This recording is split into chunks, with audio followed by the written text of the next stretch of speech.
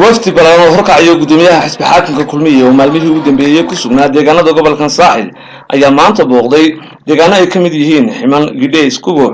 iyo suuqsade waxaana loogu soo dhaweeyay si aad u balaaran bulshada noocyadeeda kala duwan ee ku dhaqan deegaanadaasi ayaa kala hortagay caleemo qoyan iyo calanka labada midab ee astaanta oo ah xisbi xaakim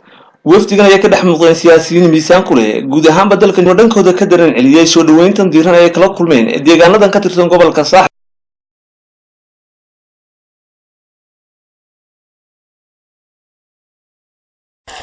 wadadkii saddex xildhibaan noo soo saaray xisbiga markaan oo ahayn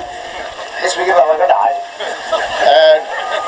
saddex xildhibaan bay noo soo saareen dadka halkan degan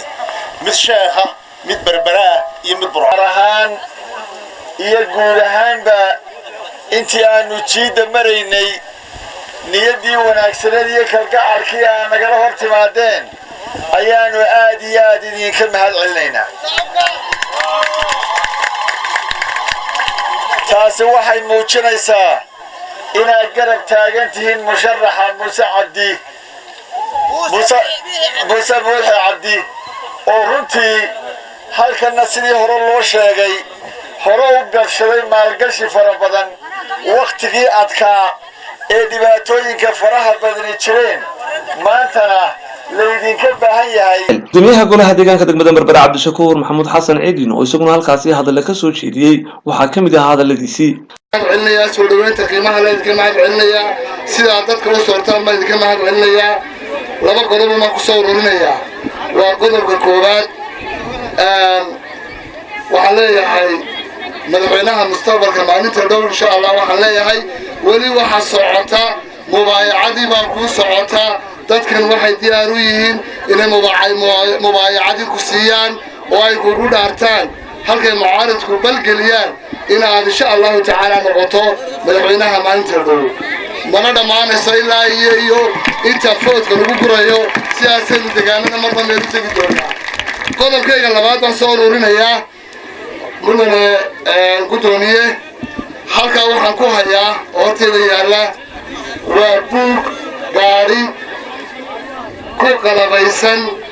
mikrofoonkii samaacadihii stiikarkii xisbiga kulmiye iyo furihiisii gaarigaa waxaa u hibeeyey xisbiga oo kugu wareejinaya nin degaankana oo la yidhaahdo maxamed daawuud ilaahay cimriga ha u dheereeyo awlaadana ha u barakeeyo ninkaasi wuxuu leeyahay taariikh buu leeyahay maalintii maxamed xaaji ibraahim ciyaal halkaa lagaga dhawaaqay boorama madaxweynenimada wuxuu ahaa ninkii gaadhigiisii uu lahaa ee dhiagaska ahaa ee casaa nin garanaya siiyey gabagabadii waxaa hadalka soo afmeeray gudoomiyaha xisbi xaakimka kulmiye ahna musharaxa madaxweyne ee xisbigaasi mudane Muso Biixi ee dhinac walba ahayd aad iyo aad baan idinku mahadnaqaynaa jazakallahu khayr qodobka labaad maanta waxaynu soconaa waa dalkeena inuu dhisno doorashadu waa inay wax inoo kordhisaa waa in ay inoo kordhisaa horumar iyo midnimo iyo is-aamin qaran doorashada waxaynu gelaynaa inuu dalkeena hore u marino doorashada uma gelayno buuq iyo qaylo iyo xasarad iyo waxaynaanu jeedo way ka reeban tahay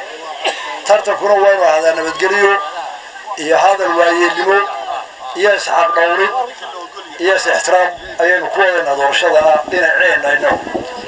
dulqaadna waa ku daraynaa wixii ka daraada xisbiga kulmiye wuu ka dulqaadanaya cabdirashiid mubaarak cabdi cabdirashiid soo telefishanka caalamiga arteen magaalada berbera